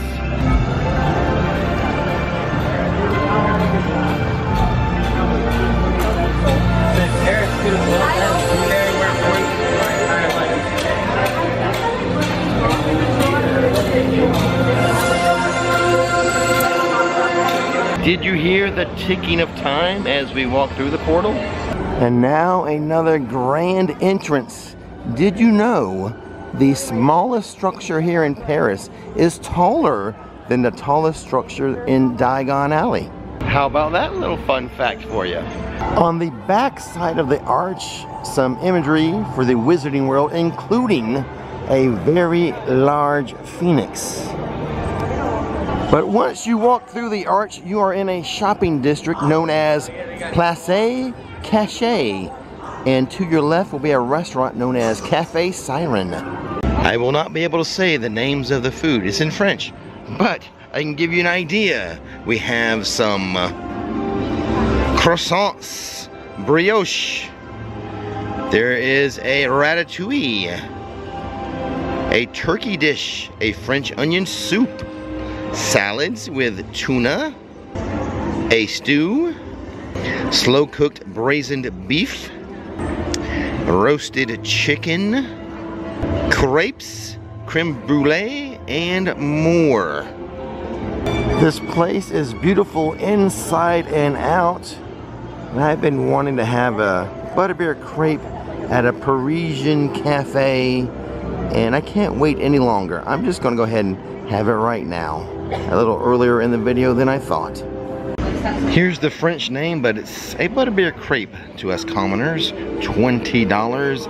Shortbread butter Bavarian cream, butterbeer cream, strawberries, butterbeer drizzle, and shortbread cookie garnish. I am living my dream now, sitting at a Parisian cafe, having a butterbeer crepe. It does not get better than this. All done with my butterbeer crepe.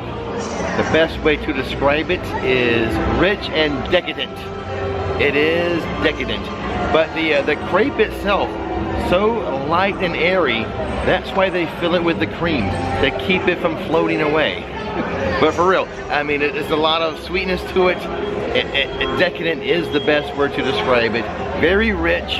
I would say it's shareable. It all depends on how much rich, decadent, sweet flavor you can take. For me, it's shareable, and probably for you too. And now back to the tour as we leave Café Siren. To the right are going to be some restrooms. Right through those blue doors there, but there's more to those blue doors, or beyond those blue doors, than meets the eye. There are the restrooms as promised. We have entered an area for dark wizards. When you see the wall with the chairs on it, that's right, I did not misspeak, you'll see this window here, which is home to 3 portraits that sometimes speak to you. They're not speaking today, sometimes they're sleeping, sometimes they're away, but they will actually have a conversation with you. Not far from those talking portraits, you will find the Goblet Noir, which is a restaurant. The Goblet Noir features 6 dining rooms, and it's the hot spot for dark witches and wizards to gather and escape the prying eyes of the Paris ministry. Amidst whispered secrets, guests can enjoy options such as soups and salads, as well as a variety of entrees and desserts. I'll give you an idea of some handhelds: a shaved beef sandwich, a Wizard's Brew bratwurst sandwich. Entrees include pork cutlet, marinated chicken, a braised beef stew, cod, lentil stew, and others. Desserts, I have to mention the baklava. It's a quick service, counter service restaurant, so you can expect quick service pricing. Pricing of the entrees varies from $18 to $28. There are various characters walking about the Wizarding World here in Paris, including here in the dark alley, including some wizarding students. I hope they don't get in too much trouble back here. I don't think we'll get to every wand spot in this video, but there is one back here next to the Goblet Noir. I found some practicing wizards. Oh, there it goes!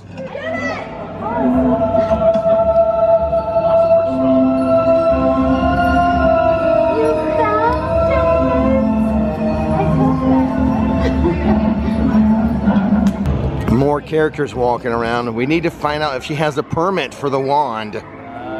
These are some of my viewers. They are being interrogated right now by the Auror. Watch out for the Aurors. You must have a permit, quote unquote. Okay, now back to the main streets of Plaza Café. Every window display and every facade here is amazing, but right now I hear some music happening. Let's go see some street performers here in Plaza Café. Looks like a three-piece band entertaining the folks.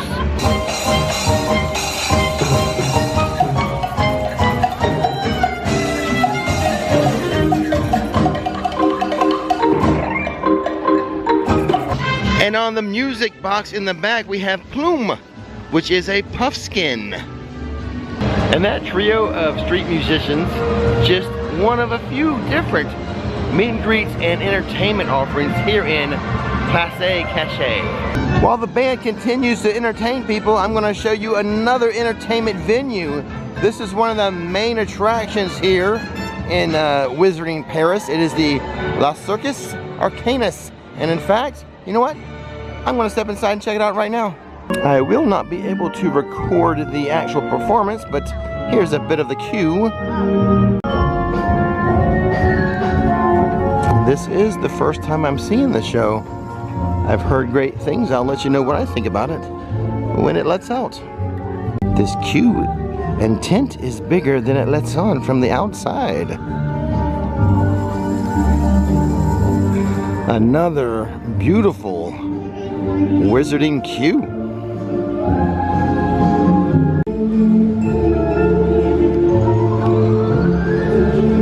With nice air conditioning.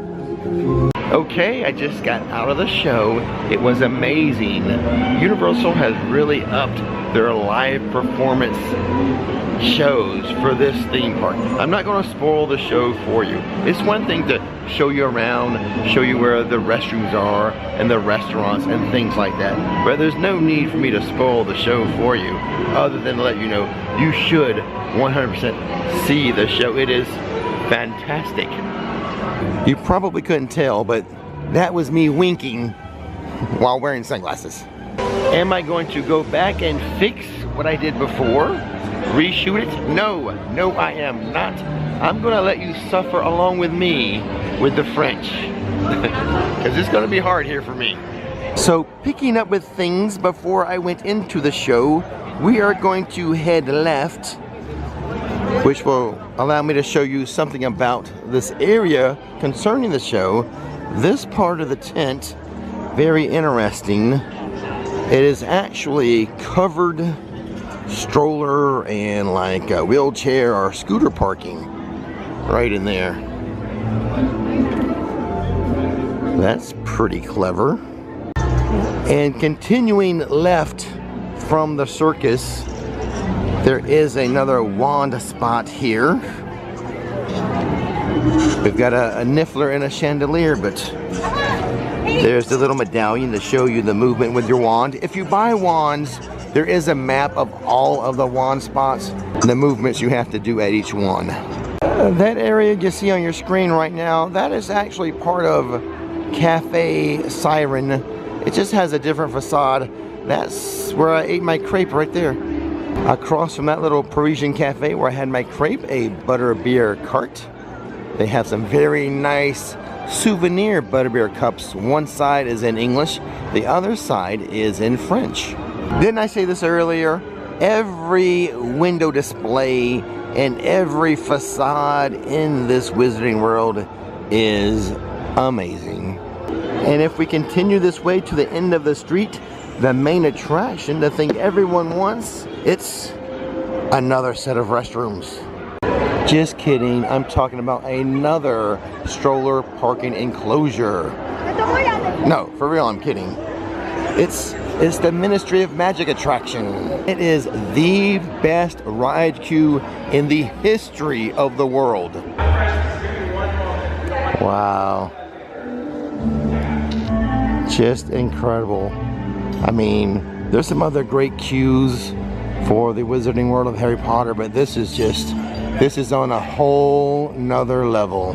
A word of warning for the battle at the ministry. If you're prone to motion sickness, this ride might get you. I know several people that can't handle the ride. Here's a little tip though. People who sit like in the center of the ride vehicle tend to have less motion sickness than if they sit on the edges or the end of the ride vehicle. Since we're over here at the end of the street anyway, I might as well show you another magical wand spot right here. Let's see, we have a gentleman giving it a try now. To the right of the battle at the ministry is another store. Tour in Flou. Let's show you inside. That is the exit to the ride. This is indeed the exit through the gift shop. So just like some Metro Flou merchandise, some regular Harry Potter merchandise. Very cool floor and the checkout counter. Oh, that's nice as well. Everything is so nice in Paris. Out of Tour in Flou, over here to the Oculus facade. You can tell by the large glasses up there. But what you want to see here is Mooncalf. Go say hello. Look at this. Look at those big, beautiful eyes. How sweet. How innocent. It's adorable. Another magical wand spot over there. A little window display featuring Newt Scamander.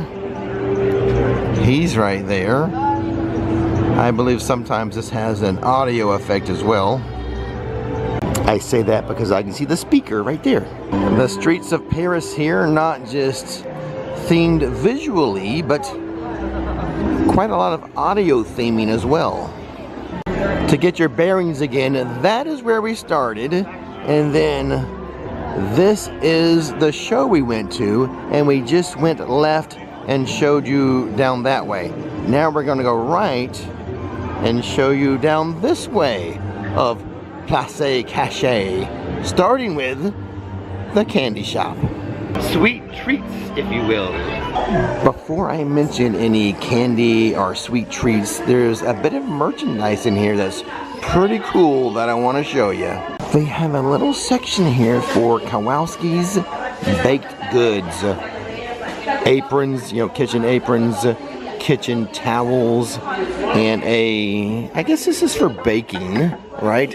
It is oven safe and dishwasher safe, but I guess you can bake a little something in that. But I love the fact that they have a little thing here for Kowalski's, and maybe in the future a little more of Kowalski's. We'll have to pay attention. I'm in the corner here to give you a better wide angle view of the store. So pretty. All of the French and Paris stores and storefronts and windows, just so pretty. Just a few things I want to show you. Butterbeer jelly beans. Look at this butterbeer glass. Nikki does on occasion enjoy some Bailey's Irish cream. This is perfect for Bailey's Irish cream, even though it's French. A huge wall of sweet treats. Plenty of sweet treats behind the glass, including some macarons. To the left of our sweet treats, another entrance into the dark wizarding world. Again, we're gonna find the Goblet Noir back this way. In fact, it's right there. Another little enclosure that could be used for parking scooters and strollers and such. That way, you know, the streets aren't littered with all of that. Oh, the portraits are talking now. Extraordinary. It is an honor to make your acquaintance. And this is our friend, the chivalrous Sir Duggan. I am Sir Duggan, a knight of the round table at your service. And our students are back. Are you guys going to be okay back here? I'm from here. I know this place like the back of my one, of course. Back in front of the sweet shop again, just to get our bearings, because now we're gonna go this way.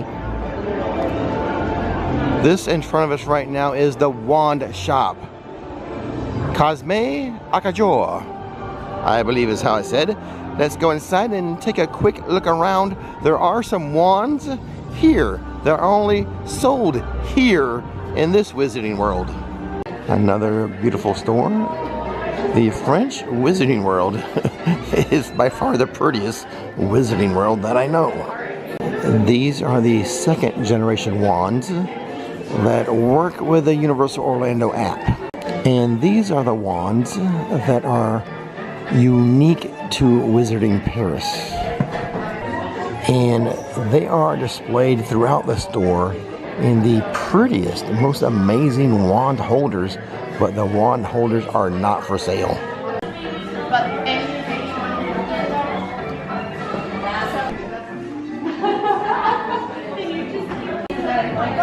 So if they're ever looking for some incremental revenue, making and selling these wand holders, that would bring it. You know that giant phoenix we saw on the arch? Well, here's a smaller version of it that is used as a wand holder. Another quick look around before we leave the store. Just like everything else here, amazing looking. Even that chandelier, which has some pixies on the top of it. And it should be noted that the owner, Café Akajo, she will show up and walk around the store from time to time, sometimes in front of the storefront. Okay, back out in front of the store to give you our bearings again. We're gonna pan left, not much back this way, a few tables to sit at. That back there, way back there, that is the exit to the show. So when you see the show, you exit there and come this way. So we are now going to go right, and there she is, Café Akajo. How's business today? Our business is booming, of course. Yes, we have been sharing some business ideas. We may go into partnership. I think maybe you have some good ideas that I could use. We can get those shipped over to America for you, no problem. Oh, Rick, I love how you think. Okay, see, I told you she sometimes comes out and speaks to people on the street and everything, drumming up business for her awesome store. But back this way, something very important.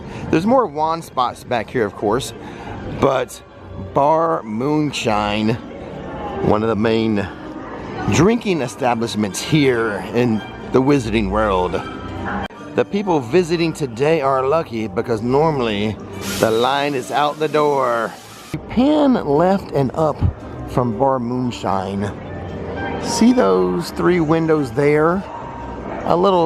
Kind of a little show occurs there. The lights will flicker and you'll hear some audio. It appears or kind of sounds like some type of duel is taking place up there. It's hard for me to say because it's all in French. That blast of air you're sometimes hearing as I'm talking is coming from this wand spot.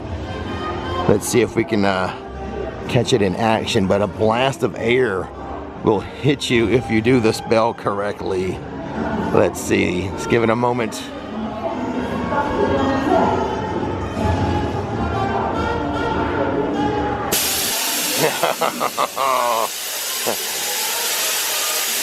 That's very nice on a hot floor today. I misspoke, it's nice on a hot Parisian day. I'm now going to show you inside of Bar Moonshine because no one's in line. It's the perfect opportunity. And we do have friends who work here. The bar decorated with an American flair. There's the man over there, Vincent over there. Sharp looking bar, this Bar Moonshine. Vincent's looking sharp too. Look at him. Moving up in the world, aren't you? Moving on up, 1921. 2026 should be the year of serious expansion construction for the Wizarding World of Harry Potter. It won't be completed in 2026, but it'll be started. And to give you an idea of where that expansion is going to be, That right there is Bar Moonshine. We turn this way, see the gates here? The expansion of the Wizarding World will go that way, through that gate and those doors there. You gotta look side to side, up and down. I just now noticed this facade here, and I had to make note of it and mention it because, you know, the pyramids and the mummy and all that jazz. So I thought that's a cool little facade right here for this building. Here's an FYI, and I hope you never need to use it, but there is a first aid station located just outside the portal. I guess I should show it to you. Hold on a second. There is the portal, the entry into the Wizarding World. So if you want first aid, you need to go left as you face it, and first aid is right there. So that was your Epic Universe tour for 2026. To see all of my 2025 videos, click this box right here.